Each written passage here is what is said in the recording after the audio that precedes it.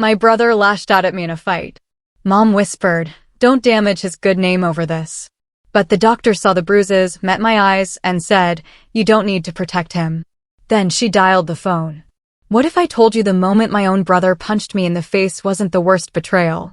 It was the quiet, desperate plea from my mother right after, "Don't ruin his future." That's when I knew my family wasn't my family anymore, and a lifetime of quiet resentment finally snapped. My name is Lucas, and I was 23 when that harsh truth hit me. For as long as I could remember, my brother Adam was the golden child. I was the responsible one. The good kid who kept his head down, did his homework, and never caused trouble. I thought that would earn me respect, maybe even love. Instead, it earned me invisibility. If Adam broke a window, somehow I was at fault for not watching him. If he failed a test, I got lectured about being a better influence. Half the time, I felt like his parent, and the worst part? I actually thought that was normal. Moving out at 19 was like escaping gravity. I got my own apartment, started working tech support, and slowly, quietly, built a life that was mine. Still, I'd go home on weekends, try to keep the peace, show up for family dinners, the usual stuff. But every visit was a stark reminder, nothing had changed. Adam was still the center of their universe, still the delicate prize my parents hovered over. "He's just figuring things out," Mom would say whenever I'd ask why he was 25 and still jobless. Meanwhile, I was paying my own rent, buying my own groceries. Figuring things out, indeed. The night everything truly shattered started like any other visit. I went for dinner, mostly out of guilt. Mom was already fussing over Adam's latest business idea, which sounded suspiciously like a pyramid scheme, while Dad sat in his chair, expertly pretending not to hear Adam's passive-aggressive digs at me. "Must be nice," Adam sneered between bites of mashed potatoes. "Having no responsibilities except answering phones all day." I let it slide, like I always did. Until he brought up money. "You know," he said, too casually, like we were discussing the weather, "Mom and Dad were saying you should help me get my car fixed." "I mean, you've got savings, right? You don't even have kids. What do you need it for?" That was the first crack. A real, deep one. I told him no. Plain and simple. I wasn't funding his endless stream of disasters. Maybe it was the shock of that word, no. Because he actually laughed, pushed his chair back, and said something that felt like a physical blow. "No wonder nobody calls you. You're selfish. You've always been selfish." I don't even remember standing up. I just remember the shouting, the kitchen shrinking, and then his hand connecting with my face. It wasn't a slap. It was a full-on punch, the kind that made my ears ring, my vision go white. I stumbled back, hitting the counter. And Mom was there in a flash. Not for me, but to grab Adam's arm. "That's enough," she snapped. Then she turned to me with this pleading, desperate look, whispering, "Don't make a scene, please. You'll ruin his reputation if you call anyone." I just stood there, hand on my throbbing cheek, stunned. That was the moment something inside me quietly, irrevocably snapped. Not dramatically, not like in a movie, just a clean break. I didn't yell. I didn't argue. I grabbed my coat, walked out to my car, and drove myself straight to urgent care. My face was swelling, my head pounding. I figured they'd give me ice, a painkiller, and send me home. What I didn't expect was for the doctor to notice the bruising on my ribs when I lifted my shirt to breathe easier. "What happened here?" she asked, her voice calm but sharp, in a way that made me feel seen for the first time that night. I hesitated. Old habits die hard. I almost lied, almost said I fell. But something about the way she looked at me, steady, unflinching, made the words stick. She put her clipboard down, crouched a little, meeting my eyes.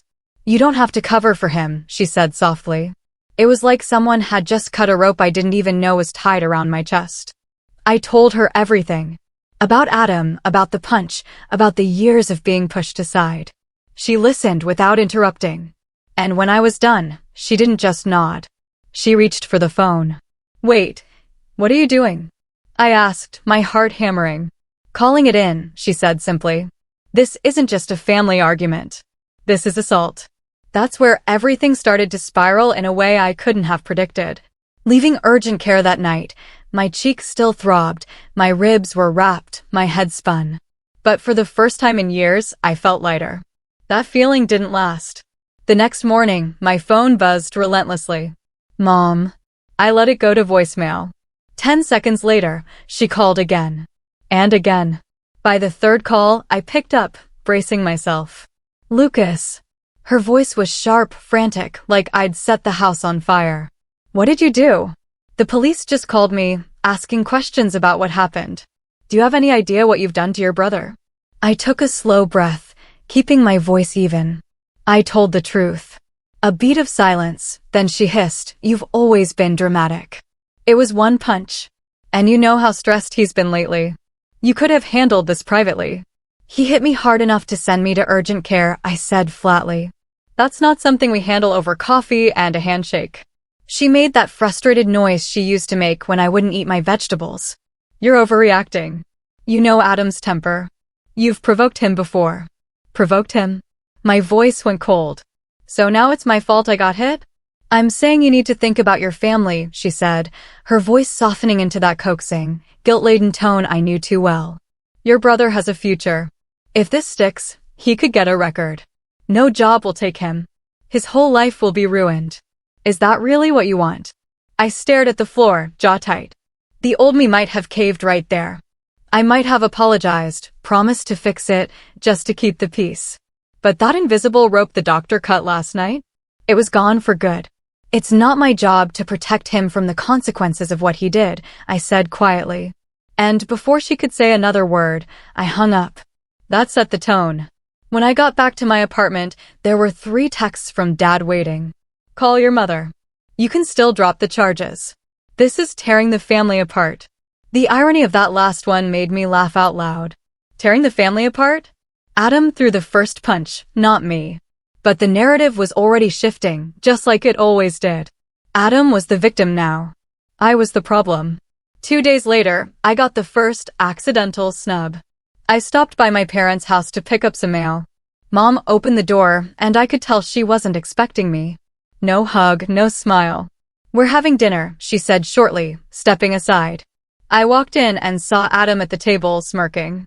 He had a bandage on his knuckle, like he wanted everyone to see how hurt he was. Plates were set, but no 4th place for me.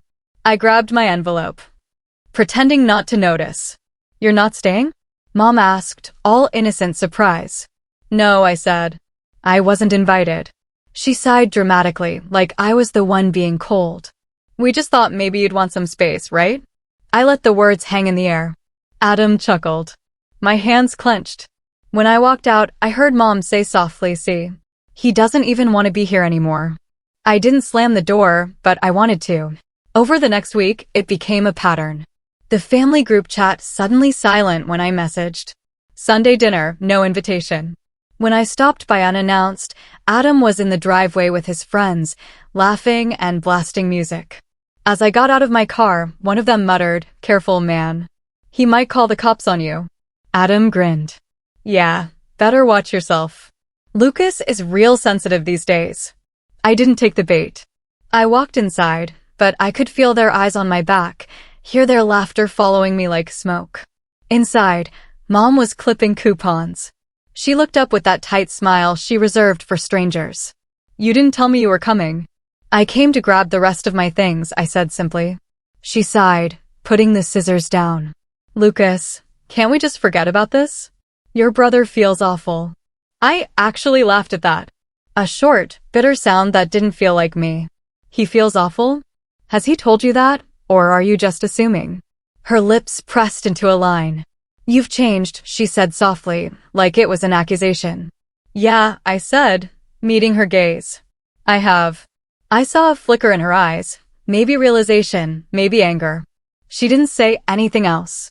That night I lay awake, staring at the ceiling, thinking about how quiet my phone had been all week. No calls from Dad except the guilt trip. No texts from my cousins asking if I was coming to Sunday lunch. It was like I'd been erased. And the strange thing? It hurt less than I expected. It hurt, yes, but it also felt like a clean slate. Still, the tension kept ratcheting up. The detective finally called. Did I want to proceed with charges? I said yes. When I hung up, my hands were shaking, not from fear, but adrenaline. For the first time, I wasn't playing their game. 2 days later, I ran into my aunt at the grocery store. She cornered me by the produce section, her voice low but cutting. "Lucas, sweetheart, I heard what happened. You really called the police over a little fight? You know, boys will be boys." I stopped her right there. "Boys will be boys stop supplying when you're old enough to rent a car," I said. She looked taken aback, then huffed. "Your mother is worried sick. You need to think about how this looks to the family." I almost laughed. Funny. No one seemed worried about how it looked when I was the one with a swollen face. By the time I got home, Mom had left another voicemail. This time, her tone was sharp, almost cold. "If you go through with this, don't expect us to pick up the pieces when your brother's life falls apart. You'll be on your own." It should have scared me. Instead, it felt like a strange kind of freedom, because for the first time, I realized I already was on my own. And maybe that wasn't such a bad thing. But deep down, I knew this was only the beginning. The way Adam had smirked, the way Mom's voice had hardened. A storm was coming. And a part of me, the part that had been quiet for too long, was almost ready for it. For about 2 weeks, things were quiet. Suspiciously quiet. No angry calls, no sarcastic texts, no cryptic family chat messages designed to make me feel left out. It was eerie, like the stillness before a thunderstorm. Part of me almost dared to hope they'd finally realize they'd gone too far. Maybe they were letting go. I started getting back into a routine. Work, gym, dinner alone. I even caught myself humming in the kitchen one night, something I hadn't done in weeks. Then, one Wednesday, Mom called. Her tone was light, almost cheerful. "Lucas, honey, we're having a little get-together this weekend for Adam. Nothing big, just family. You should come." The last time she'd invited me to anything, it was to lecture me about forgiveness. But something in her voice was different this time. Softer. Maybe this was their olive branch. I said I'd think about it.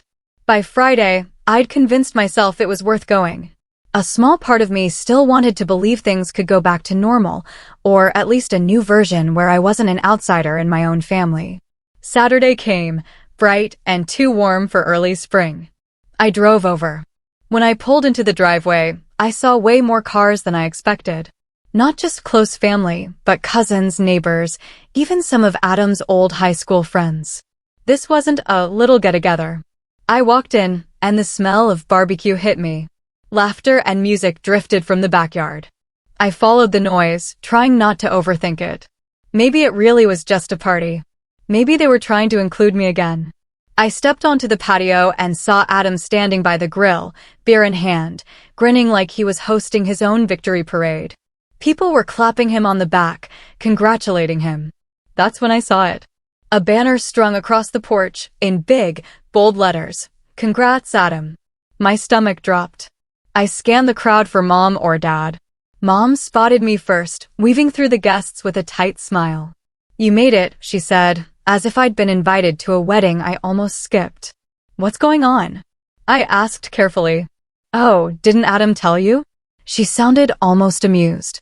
"The charges are being dropped. The DA declined to prosecute. We thought it called for a celebration." The words hit me like cold water. Adam turned, raising his beer toward me. "Hey, little brother. Guess I'm not a criminal after all." Everyone laughed. It felt like the ground tilted. This wasn't just a get-together. This was a victory party, and I was the unwilling guest of honor. I could feel the heat rising in my face, not from the sun, but from the humiliation washing over me in waves.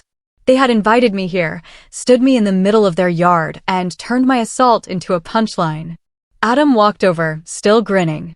"No hard feelings, right? Come on. You can't stay mad forever. You made your point." "My point," I said, my voice quieter than I intended. "Yeah," he said breezily. "You scared me for a minute there. But look, no harm done. I'm fine. You're fine.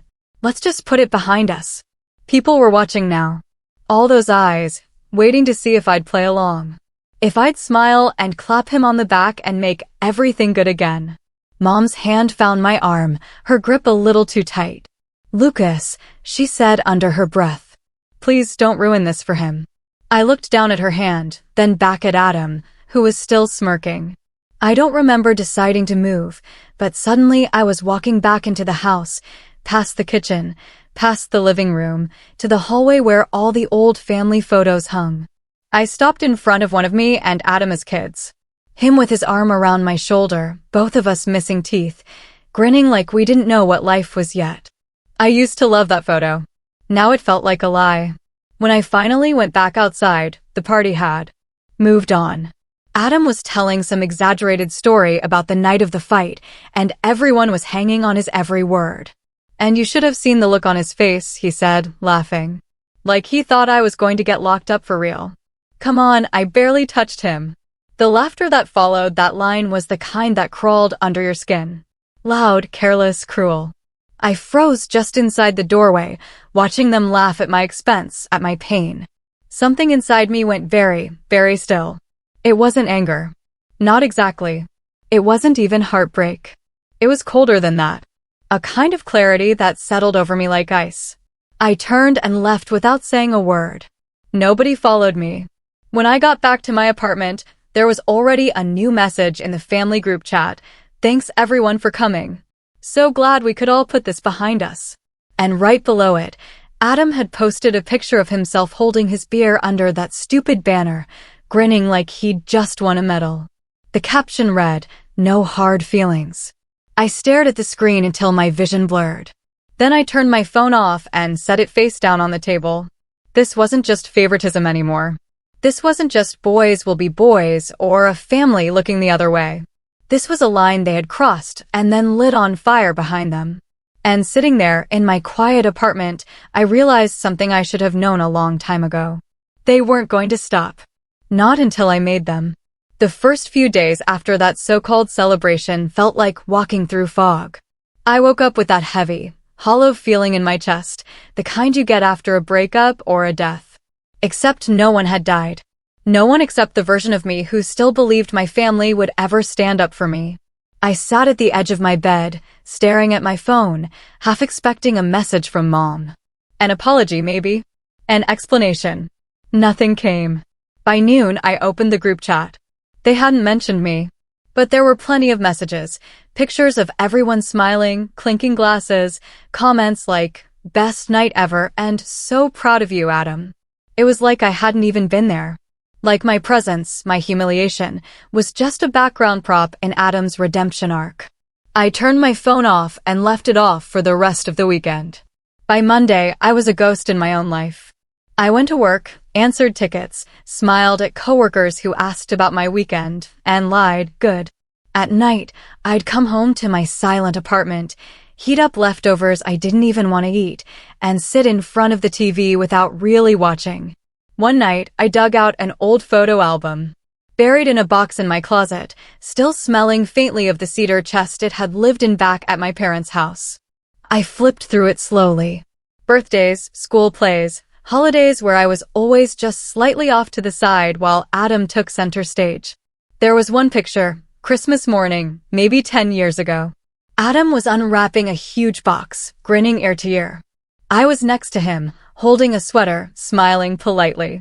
I remembered that morning clearly. Mom had told me she didn't have enough in the budget for the guitar I wanted, then turned around and bought Adam a dirt bike. At the time, I'd shrugged it off. That's just how it is, I told myself. Now, sitting alone, with the silence pressing in, I felt that same small, sharp sting in my chest. Except this time, I didn't push it down. I let it hurt. I stayed like that for hours, just flipping through those photos, remembering every small cut, every moment I had swallowed my feelings to keep the peace. And for the first time, I asked myself why I had done that for so long. By the end of the week, the isolation started to turn into something darker. I ran into two of my cousins at the grocery store. They didn't see me at first. They were by the self-checkout, talking in low voices, laughing. "Did you see Adam's post?" one said. "Yeah, I can't believe Lucas actually called the cops on his own brother. So dramatic. Total overreaction. No wonder he's always by himself." They noticed me then. Their smiles froze. I didn't say a word, just grabbed my bag and walked out. By the time I got home, my chest felt tight, my hands shaky. I sat in my car for 10 minutes, trying to get my breathing under control. The worst part wasn't what they said. The worst part was that a tiny, ugly voice inside me whispered that they might be right. Was I overreacting? Was I making things worse by not just letting it go? I hated that I even entertained the thought. But when you've been gaslit for most of your life, your brain learns to second-guess itself. I stopped answering calls entirely after that. Stopped going out, except for work. My apartment became a little island where no one could reach me. But instead of feeling safe, it just made me feel smaller. I would lie awake, replaying that day in the yard. The banner, the laughter, the way Adam had looked at me like he'd won something. It was like the betrayal had lodged itself under my skin, an itch I couldn't scratch. And yet, somewhere in the middle of all that pain, something else started to take root. It was small at first, little thoughts, quiet and dangerous. I started thinking about how Mom had sounded when she said, "Don't ruin this for him." How Dad had stayed silent. How Adam had turned my pain into a punchline. And I started asking myself questions I'd never dared ask before. Why did I still keep my savings account joint with my dad just because it's easier for emergencies? Why did I still let my parents' address stay on my car registration when I hadn't lived there in 4 years? Why did I keep showing up to family dinners just to sit in silence while everyone laughed at Adam's jokes? Little by little, I started making changes. Quiet ones. I went to the bank and moved my savings into a new account, in my name only. I updated my address on every piece of mail. I started a folder on my computer, tucked away where no one could see, where I kept every medical bill, every photo from urgent care, every voicemail from Mom asking me to do the right thing. It wasn't revenge yet. Not exactly. But it was something. One Friday night, eating takeout, I caught my reflection in the dark window. My face still had the faint yellow shadow of a bruise. But my eyes looked different. Harder. More focused. I didn't recognize myself. And maybe that was a good thing, because whoever I was turning into wasn't going to keep letting them walk all over him. For now, though, I stayed quiet. I didn't confront them. Didn't tell them about the changes. Didn't respond to the messages trickling into my inbox asking me to come around. I let them think I was still licking my wounds. And late at night, when the apartment was silent except for the hum of the refrigerator, I'd sit there with that growing folder of documents and think, if they wanted a war, they were about to find out I could fight one. The shift started small, so small I barely noticed it. It began with a single Saturday morning when I woke up earlier than usual, not because I had to, but because I wanted to. The sun was streaming through the blinds, and for once, instead of lying there scrolling through old messages, I just got up. I cleaned the entire apartment, dusted, vacuumed, scrubbed the counters until they shined. When I was done, I stood in the middle of the living room, hands on my hips, breathing hard, and felt a strange kind of pride. It was the first time in weeks, maybe months, that I felt like I had control over something. That small win gave me momentum. I started going to the gym after work, not half-heartedly, but with purpose.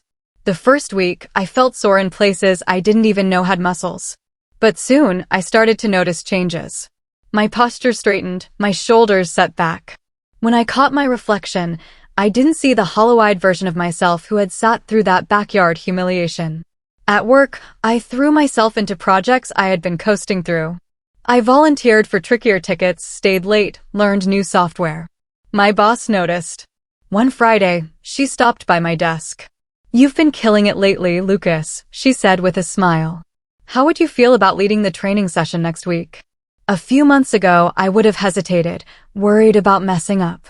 But that day, I just nodded. "Yeah, I'd like that." And when I ran that session the following Wednesday, I didn't just get through it. I crushed it. People asked questions, and I had answers. When I wrapped up, there was even a little applause. That night, walking out of the building into the cool evening air, I felt lighter, taller, like I was finally stepping into my own skin. I started making other changes, too. Practical ones. I broke my last tie to my parents' house by changing my permanent address everywhere. DMV, bank, HR department at work. It was strangely satisfying to see my own name with my own apartment address on official mail, like proof that I existed outside of them. Then I started saving seriously. I cut out unnecessary expenses, picked up freelance IT gigs on weekends, and watched my bank account grow. Every time I transferred money into savings, I felt like I was building a little wall between me and the past. Around this time, I met a couple of people who had quietly become my support system. One was James, a guy from the gym who noticed me struggling with my deadlift form. Instead of laughing, he offered tips, and soon we were spotting each other regularly. He had this calm, steady way about him that reminded me what healthy encouragement looked like. No guilt trips, no backhanded comments. The other was Sarah, a coworker who started eating lunch with me after that training session. She was sharp, funny, and had a knack for making me laugh. One afternoon, I mentioned vaguely that I was having some family stuff. She nodded, like she understood more than I said. Sometimes family is just who you share DNA with, she said. The real family is the people who show up for you. That line stuck with me. The more I built this little circle outside my family, the less power the old guilt had over me. When Mom would call and leave another voicemail, "We're having dinner this Sunday. You should come." I didn't get that panic twist in my stomach anymore. I just deleted it. And with every ignored message, every weekend spent living my own life instead of sitting silently at their table, I felt stronger. About 6 months after the celebration, I moved into a new apartment, a bigger one, with sunlight pouring through the windows and a view of the park. On move-in day, as I set the last box down and looked around the empty living room, I felt something I hadn't felt in a long time: pride. This place was mine, paid for with my money, filled with my things, no trace of my family's shadow on it. The first night there, I sat on the floor with a cheap pizza and a folding chair and just breathed. And even as I started to feel genuinely good again, I never forgot what had happened. Every time I saw that faint scar on my cheek in the mirror, I remembered the punch, the banner, the laughter. But now, instead of making me feel small, it fueled me. I started keeping a journal, writing down every little thing I accomplished, every PR at the gym, every freelance payment, every compliment from my boss. It was like keeping score, but this time the score was mine. And slowly, an idea started forming. I didn't act on it yet. I wasn't ready. But late at night, as I sat by the window with the city lights glowing outside, I would think about what real accountability might look like. What it might feel like to make sure Adam never got to laugh at my pain again. And when those thoughts came, I didn't push them away. I let them sit. Because this new version of me, the one who stood taller, who owned his space, who didn't flinch when someone said no, was patient. And when the time came, I knew I'd be ready. The first spark of the plan came on a rainy Thursday afternoon, almost by accident. I had just finished work when my boss called me into her office. "Lucas," she said, smiling, "we've been impressed with how you've stepped up these past few months. There's an opening on the systems security team. I think you'd be perfect for it." I accepted on the spot. The new role came with a raise, better hours, and access to training I'd only dreamed about. Over the next few weeks, I immersed myself in cybersecurity coursework, firewalls, compliance, data privacy laws. The more I learned, the more my brain started connecting dots I hadn't seen before. See, Adam had always been reckless with money. He borrowed from everyone, friends, cousins, even our grandmother once, and he never paid back on time. He was always one brilliant idea away from being broke. One night, sorting through old mail, I found a letter from the bank. It was addressed to my parents' house, but it had my name on it, some old joint account my dad had opened years ago for family savings. I had almost forgotten about it. Curious, I logged in and froze. The balance was lower than I remembered. A lot lower. I pulled the statements and started scanning. Transfers, withdrawals, some as recent as 2 months ago, none of them authorized by me. And the name on almost every withdrawal? Adam. My hands went cold. I scrolled back further, heart hammering. Thousands of dollars had been siphoned out over the last year. Quietly. Casually. And my parents had said nothing. That was the moment the plan crystallized. I didn't yell, didn't call them right away. Instead, I spent the next few days quietly gathering everything I could. I downloaded every statement, highlighted every transaction, created a neat little timeline of exactly how much Adam had taken and when. Then I scheduled a meeting with a lawyer. Sitting across from her in her sleek office, I slid the folder across the desk and explained the situation. She flipped through the pages, her eyebrows climbing higher with every line. "This is theft," she said simply. "And because it's a joint account, we can prove it. You'd have a strong case if you wanted to pursue legal action." I nodded, my expression calm. But inside, something dark and sharp unfurled. "What about civil recovery?" I asked carefully. She smiled faintly. "That's an option too. You could recover not just the money, but damages." I left her office with a stack of papers and a sense of clarity I hadn't felt in months. But I didn't file anything. Not yet. Instead, I started playing nice. That Sunday, I showed up at my parents' house for dinner for the first time in months. Mom nearly dropped the serving spoon when she saw me standing in the doorway. "Lucas, what a surprise," she said a little too brightly. Adam smirked from his seat. "Look who finally decided to come around," he said. I smiled politely and sat down. "Yeah," I said, keeping my tone even. "I figured it's time to put the past behind us." Mom beamed, and I could see the relief wash over her face. She squeezed my hand. "That's all we wanted, sweetheart. Just for things to be normal again." I nodded, even as I pictured the folder sitting in my briefcase at home. The one with every piece of evidence I'd need to blow this whole normal fantasy apart. For the next few weeks, I played the part. I came to dinners, asked about Adam's projects, even laughed at a few of his jokes. I let them think I was back in my place, that the old Lucas, the one who swallowed every slight, had returned. But every time Adam bragged about some new expense, a weekend trip, a watch, a new gaming console, I filed it away. Every time Mom made a comment about how nice it was to have the family whole again, I smiled and nodded and thought about how poetic it would be when that illusion shattered. The final piece fell into place one evening when Dad let something slip. We were sitting in the living room after dinner, the news on in the background. He mentioned offhand that he and Mom had been talking about updating their will. "We want to make sure the house stays in the family," he said, glancing at Adam with a small smile. That's when I knew. Not just about the money, not just about the favoritism, but about how deep this went. They were planning to leave everything to Adam. And that was the perfect stage for what I was about to do.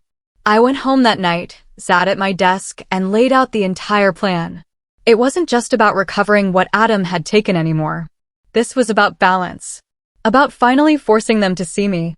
Not as the scapegoat, not as the overreacting brother, but as someone who couldn't be ignored anymore. I gathered the last of the documentation, double-checked it, and put it in a locked folder on my laptop. Then I called my lawyer and set up one more meeting. "Are you ready to move forward?" she asked when I sat down. I smiled, a small, cold smile that felt foreign on my face, but right all the same. "Yes," I said. "But I want to do this carefully. Publicly." She raised an eyebrow but didn't argue. "That can be arranged." When I left her office that day, the sky was overcast, heavy with the promise of rain. But I felt lighter than I had in months. Because this time, I wasn't just reacting to what they had done. I was taking control. And when the moment came, they wouldn't see it coming until it was too late. I waited. Not impatiently, not anxiously, just with the quiet, patient focus of someone who knows exactly what's coming. It took about a month for the perfect opportunity to present itself. Mom called me on a Tuesday evening, sounding almost cheerful. "We're having everyone over next Saturday," she said. "We want to talk about the future of the house. You should be here." There it was. I told her I'd be there, kept my tone light, and as soon as we hung up, I called my lawyer. "Saturday," I said. "Let's do it then." She didn't hesitate. "I'll have everything prepared." Saturday came warm and clear, deceptively peaceful for what I knew was about to happen. I arrived early, folder in hand, dressed sharper than usual. Pressed shirt, polished shoes. Adam noticed. "What's with the outfit?" he asked with a smirk. "Big day," I said mildly, setting my folder down on the table. Everyone gathered in the living room. Mom, Dad, Adam, a couple of aunts and uncles. It felt almost like an intervention, but this time, I wasn't the one on the defensive. Dad cleared his throat. "We've been talking," he began. "And we think it's time we make things official. We want to put the house in Adam's name, start transferring things so it's easier later. We thought you'd want to be here for the conversation." Adam sat back, looking smug, as if this was his coronation. I nodded thoughtfully. "I appreciate that," I said. "And actually, I'm glad you brought this up, because I have something to share too." I opened the folder slowly, deliberately, and slid the first set of papers across the table. "What's this?" Mom asked, frowning. "Bank statements," I said calmly. "Every withdrawal from the joint savings account for the past 18 months. Every dollar Adam took without my permission." The room went very, very still. Adam's smirk faltered. "You went through the account?" "It's my account, too," I said, my voice steady. "And I've already spoken to a lawyer. This," I tapped the paper with one finger, "is theft. I have enough documentation to take it to court. Criminal and civil." Mom's face went pale. Dad looked at Adam sharply. "Is this true?" Adam opened his mouth, closed it, then scoffed. "Come on. It's not like he needed the money. I was just borrowing." "That's not how joint accounts work," I cut in smoothly. "You didn't borrow, you stole. And I have every transaction logged, down to the day and time." Silence. Then I slid the second set of papers across the table. "This," I said, "is a formal notice. If you transfer the house into Adam's name while this case is pending, it becomes part of the assets we can pursue for recovery." Mom gasped softly. "You wouldn't." "I would," I said, locking eyes with her. "I'm done being the invisible son. I'm done pretending this family's version of normal is healthy. You wanted me here for this conversation. Now you have it." The room felt electric, every eye on me. For a moment, no one spoke. Then Adam laughed, short and harsh. "You think you're going to take me to court? Over a few thousand?" I smiled, calm, almost pleasant.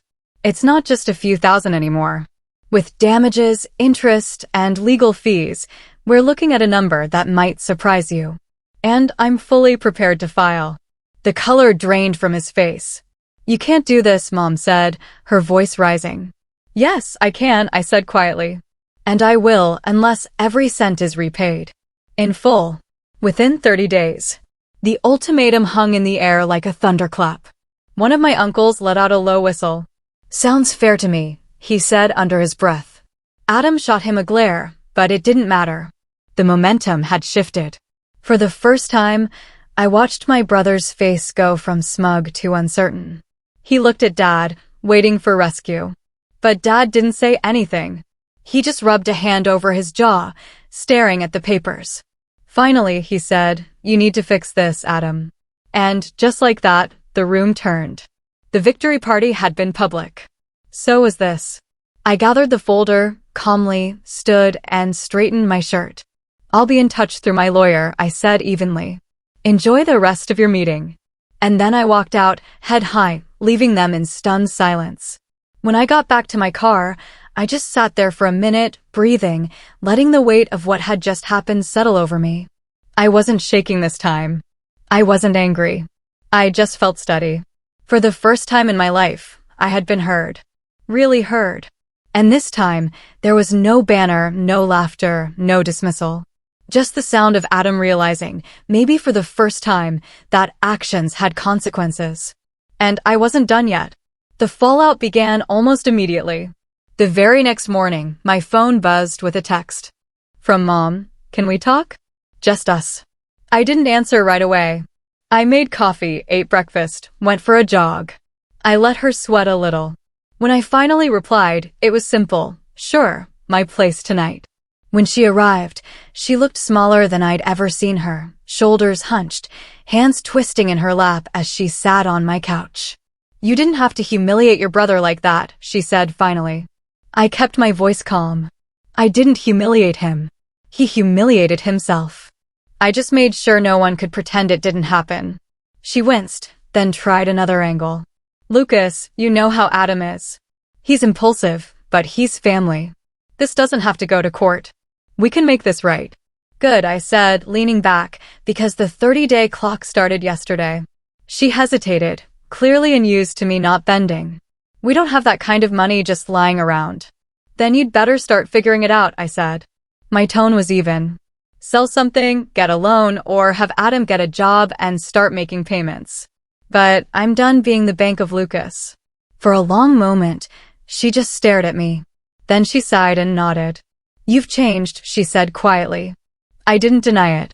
Over the next few weeks, I could feel the tension radiating off the family chat. Even though no one addressed me directly, I started getting little updates through my cousins. Whispers about Adam scrambling to find money, about Dad cashing in a small investment account to cover part of the repayment. 2 weeks in, Adam showed up at my apartment unannounced. He looked rough, dark circles under his eyes, hair a mess. You really going to do this? He demanded as soon as I opened the door. Yes, I said simply. This is insane, he snapped. You're my brother. Exactly, I said. And you were supposed to treat me like one. He blinked, thrown by that. For once, he had no comeback. Finally, he shoved an envelope into my hand. Here's the first half. The rest will be ready by the deadline. Happy now? I didn't rise to the bait. When I get the rest, I'll tell my lawyer to close the case. Not before. He swore under his breath. But this time, I didn't flinch.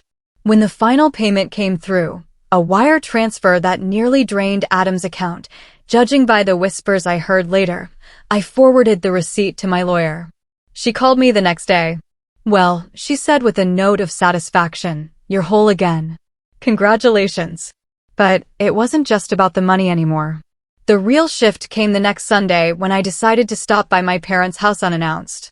When I walked in, the usual chaos of Sunday dinner went quiet. Adam was there, but for once, he wasn't lounging at the head of the table. He was quiet, subdued, barely meeting my eyes. Mom tried to fill the silence. We're glad you came, she said softly. I nodded, took a seat, and let the quiet stretch. It wasn't hostile, just different. The balance had shifted. Halfway through dinner, Dad cleared his throat. We've decided not to change the house deed right now, he said. We're going to leave things as they are, at least until we figure out a fair plan for everyone. It was the first time I'd heard the word fair in that house in years. Adam scowled, but didn't argue. When dinner was over, I stood and looked around the table. Mom's eyes were shining, maybe with tears, maybe with something else. Adam's jaw was tight. Dad's expression was unreadable. This was nice, I said, and meant it.